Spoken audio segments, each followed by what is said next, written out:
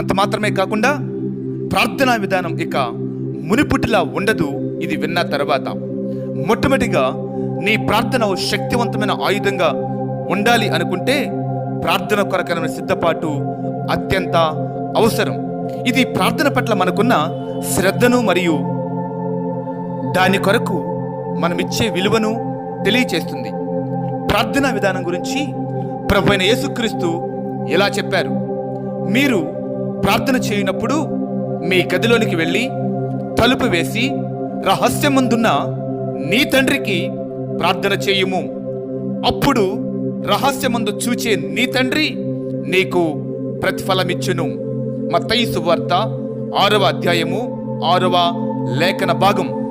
అడావుడిగా కాకుండా నీ పనులన్నీ త్వరగా ముగించుకొని స్నానం చేసి గదిలోనికి వెళ్ళి తలుపు వేసుకొని